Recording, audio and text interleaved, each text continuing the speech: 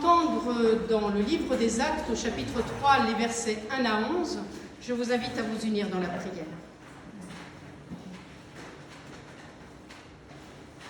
Dieu d'amour, te connaître, c'est vraiment la vie. Nous te cherchons et nous avons soif de toi. Viens nous aider dans notre recherche. Nous te disons merci parce que toi, tu marches avec nous sur nos routes. Tu répands dans nos cœurs ton esprit d'amour, de force et de sagesse. Ouvre nos cœurs à ta parole pour que nous ayons la vision du royaume qui vient.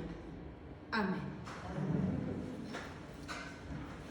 Livre des Actes d'Apôtres, chapitre 3, les versets 1 à 11. Pierre et Jean montaient au temple pour la prière de 3 heures de l'après-midi. Près de la porte du temple, appelée la Belle Porte, il y avait un homme boiteux depuis sa naissance. Chaque jour, on le portait et on l'installait là pour qu'il mendie auprès de ceux qui entraient dans le temple. Il vit Pierre et Jean qui allaient y rentrer et leur demanda de l'argent. Pierre et Jean fixèrent les yeux sur lui et Pierre lui dit « Regarde-nous ». L'homme les regarda avec attention car il s'attendait à recevoir d'eux quelque chose. Pierre dit alors « Je n'ai ni argent ni or, mais ce que j'ai, je te le donne.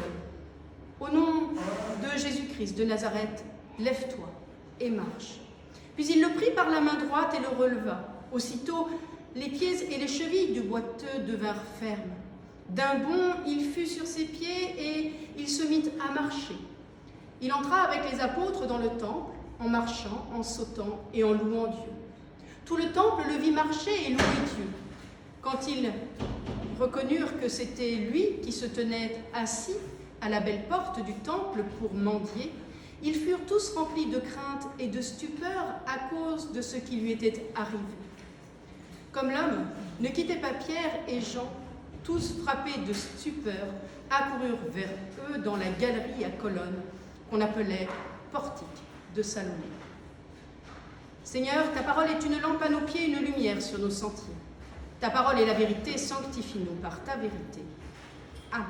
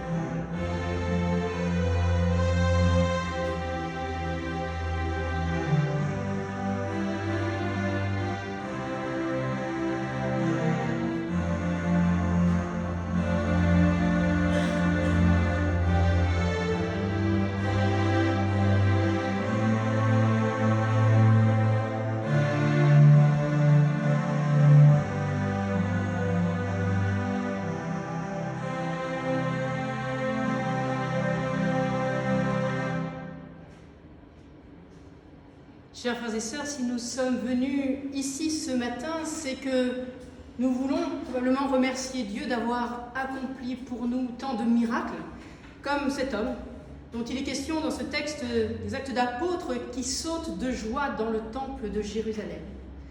En effet, je crois que c'est important de le rappeler, chacun de nous est d'abord un miracle d'évolution. Comment? Est-ce que de la matière toute bête, des atomes qui auraient pu n'être que de la poussière ou même seulement une bûche, comment cette matière a pu devenir l'être?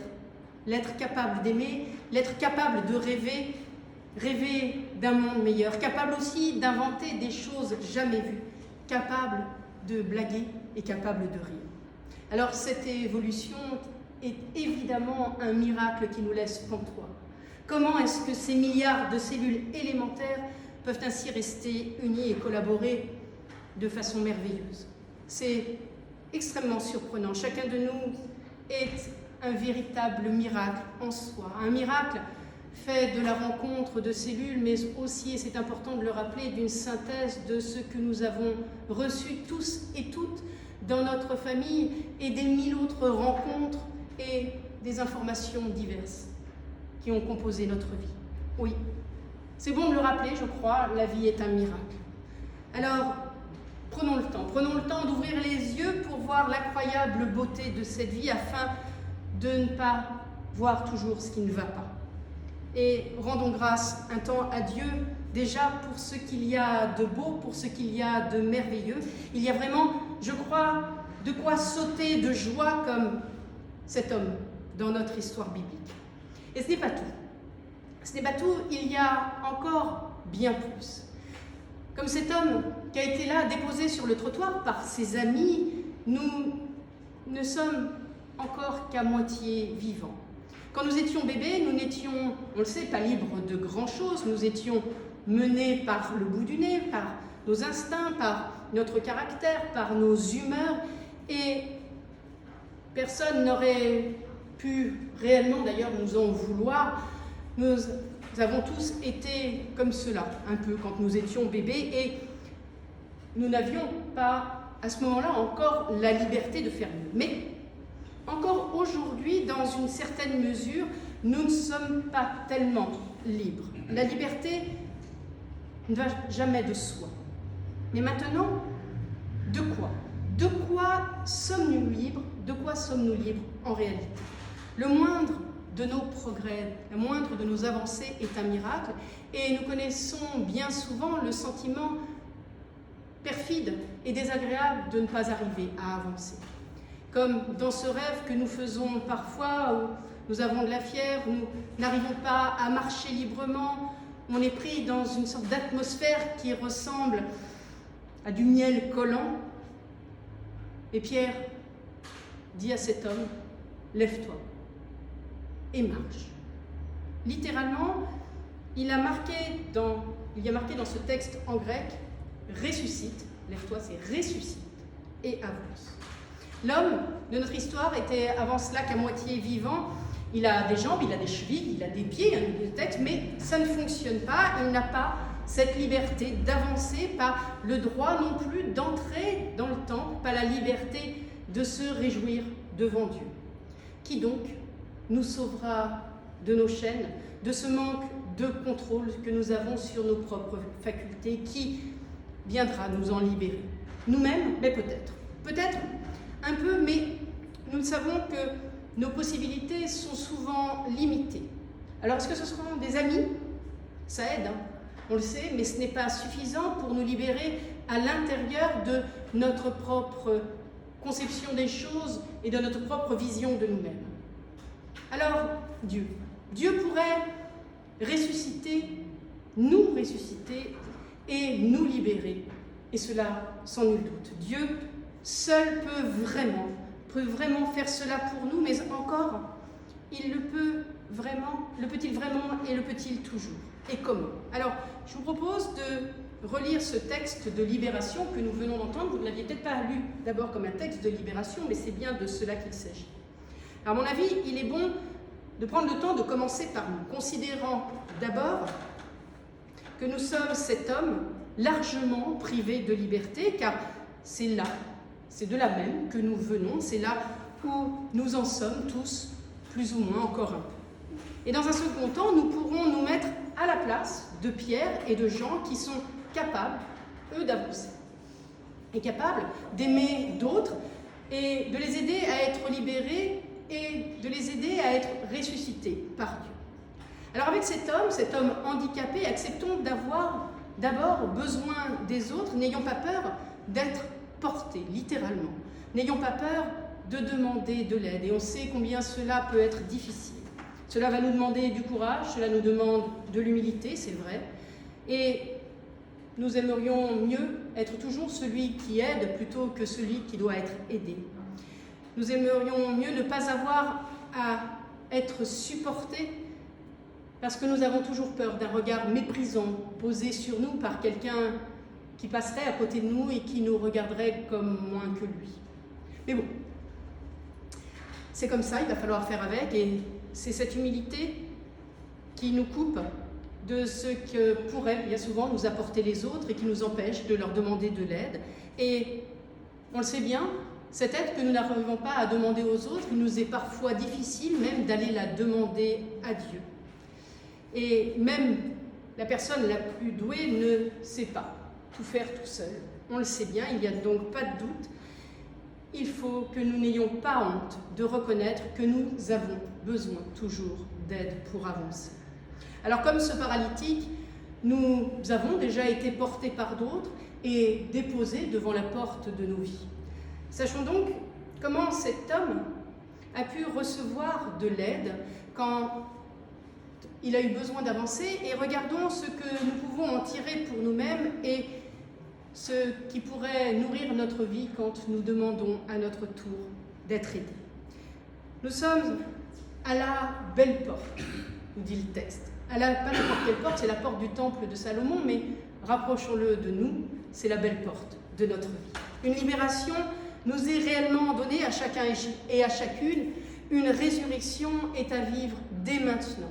Cet homme, on le voit, n'est pas doué a priori pour espérer, mais quand même, il espère. Il espère un tout petit peu et il demande le strict minimum, mais quand il cherche à nourrir sa vie, il espère comme il peut. Il se laisse porter et il se fait porter par ses habits jusqu'à cette porte de sa vie. Et il regarde autour de lui et il cherche. Alors c'est bien. Parfois, nous avons seulement tendance à nous lamenter. Certaines personnes vont même rester des années durant à se demander tout ce qui ne va pas, tout ce qui manque. On va se poser des questions aussi sur la méchanceté des gens, sur ce qui fait que certains sont pauvres, d'autres riches, et qu'il y a une lutte entre les hommes, entre les nations, entre des frères. Et cela, on le sait, ne s'arrête jamais. Alors il faut accepter les uns et les autres de briser, de prendre le temps de briser ce cercle qui nous enferme, ce tourbillon de déception qui est en nous et qui est aussi un tourbillon de colère qui nous tire toujours vers le fond. Et on le sait, ce n'est pas facile, c'est quelquefois même hors de nos forces, et pourtant nous avons devant nous tout pour être heureux. Mais à la manière de cet homme qui a des jambes et qui ne peut pas marcher, eh bien, nous sommes un peu paralysés dans nos vies. Cet homme-là est incapable de se mouvoir par lui-même. Peut-être qu'il énerve même les passants avec ses appels, avec sa souffrance et avec son handicap. Il est lui-même peut-être même énervé par la santé et par la richesse de ceux qu'il croise, énervé contre la vie et peut-être même énervé contre Dieu. Et je ne sais pas si cela nous paraît complètement anormal, si nous nous trouvions à sa place. Mais quand même, heureusement, il espère un tout petit peu et c'est déjà ça. Même s'il espère le minimum, quelque chose simplement pour vivre aujourd'hui, il se fait placer sur le chemin du temple. Il n'est pas capable de prier lui-même. Il se sent peut-être rejeté par Dieu, lui qui est handicapé, lui qui se sent comme un moins que rien, inutile à personne, utile à personne et à rien. Mais quand même, il est là. Il se trouve là dans notre histoire, il est à la porte, à la belle porte du temple. Cette porte, eh bien, c'est le Christ. Cette tendresse de Dieu et cette force de Dieu qui, ensemble, ressuscitent. Il ne peut pas encore vivre pleinement la libération et la bénédiction de Dieu, mais déjà, il est placé à la porte, par laquelle d'autres entrent parfois en présence de Dieu. Et nous sommes ce matin aussi à cette belle porte, comme cet homme, comme le petit chien se trouve là-bas. Au départ, je ne savais pas que mon chien serait là-bas. Et qui, dans nos récits bibliques, espère toujours qu'il y a des miettes qui tombent sous la table. Il est l'homme. Il est l'homme à la porte, lui qui n'arrive pas et jamais à entrer complètement en relation avec Dieu, mais qui quand même, contre toute désespérance, espère, en étant là, simplement à espérer la miette de bénédiction. Il espère et il regarde. Il tourne son regard vers Pierre et vers Jean et il demande machinalement ce qu'il a l'habitude de demander, l'aumône. Et Pierre et Jean lui disent « Regarde-nous ». Et déjà, il s'ouvre à une espérance plus grande. La foi, c'est d'abord cela, je crois, se placer sur le chemin, espérer simplement une miette de bénédiction. La foi, c'est ensuite cela, c'est un appel à voir et à bien regarder, aussi à accepter de discerner une espérance plus grande qui est encore pourtant indécise. Entendre et voir la bénédiction quand elle passe simplement à nos côtés, et elle passe, et elle repasse. Et cela, je vous garantis. La foi, c'est ensuite accepter que la bénédiction ne s'annonce pas comme on l'avait tout d'abord espéré. L'homme attendait une pièce, peut-être un instant, il a tant espéré, peut-être même plus qu'une pièce, un billet. Mais quand Pierre lui annonce qu'il n'aurait rien de tout ça, il aurait pu simplement se renfermer, et l'homme pourtant prend le temps. Et il regarde Pierre et Jean et il entend la bénédiction qui lui dit « ressuscite et avance ».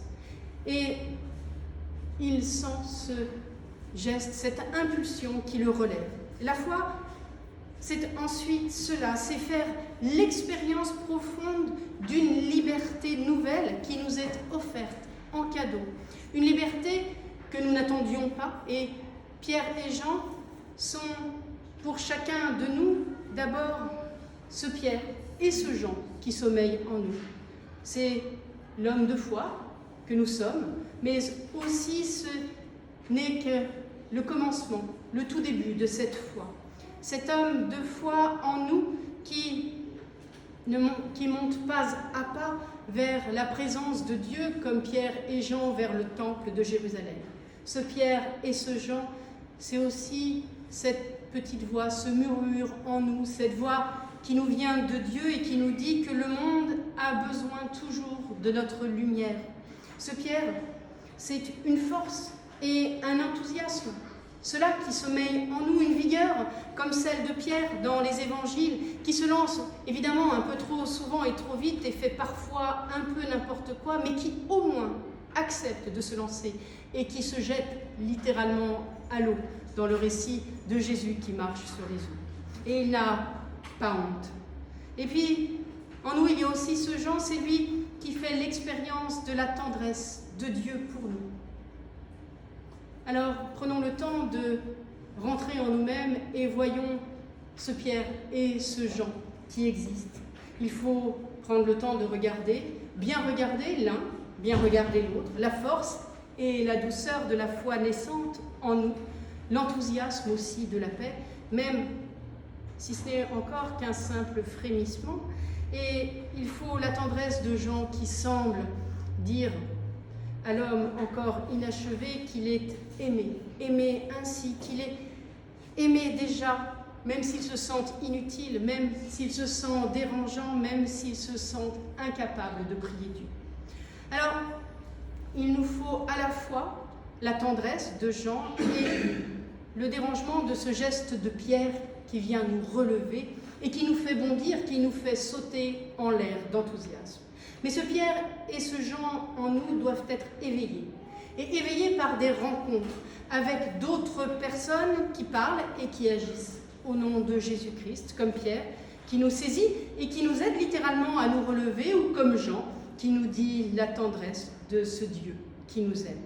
Mais tant que nous n'arrivons pas à reconnaître ces deux dimensions comme au moins étant un tout petit peu vivantes en nous-mêmes, personne ne pourra nous ressusciter et nous redonner la force, même pas Dieu. L'homme est relevé et c'est un don de Dieu qu'il saisit par le simple regard, qu'il saisit par la foi. L'homme est debout, mais cette résurrection est évidemment une étape et ce n'est pas, bien entendu, la dernière étape. La bénédiction donnée est en deux volets, vous l'avez entendu, ressuscite et avance. C'est Dieu. C'est Dieu qui ressuscite. Il lui reste maintenant lui-même à avancer. Le Christ, on le sait, est la résurrection et la vie. La résurrection nous est donnée, ou plutôt des étincelles de résurrection nous sont offertes un petit peu plus chaque jour dans nos petites morts. Et il nous reste à les vivre dans une liberté nouvelle. Il y a de la joie à vivre, à exprimer et à prier. Il y a déjà tant de belles choses aujourd'hui. Un progrès a déjà été reçu. Et puis, il y a bien plus encore de belles et nouvelles choses à vivre et à faire. Maintenant, l'homme pourra lui aussi être un peu celui qui réveille le Pierre et le Jean à l'intérieur des autres. En effet, il peut maintenant montrer que Dieu est en lui et faire discerner à l'autre la présence de Dieu en lui-même, cette tendresse qui progresse constamment. Il peut devenir celui qui ressuscite les autres et qui nous ressuscite. Amen.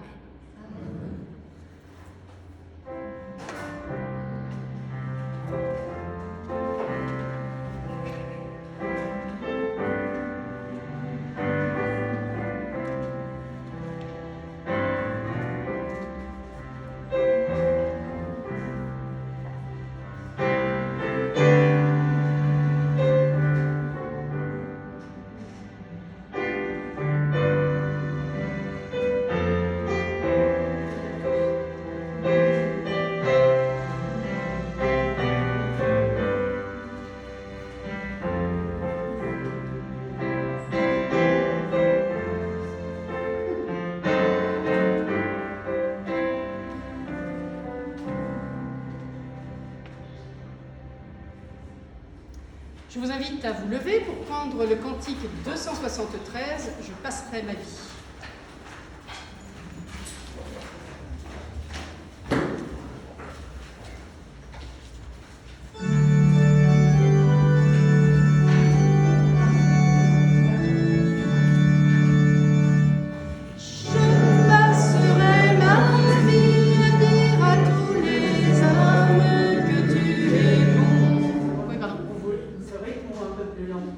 En fait, il est plus saccadé. Je passerai ma vie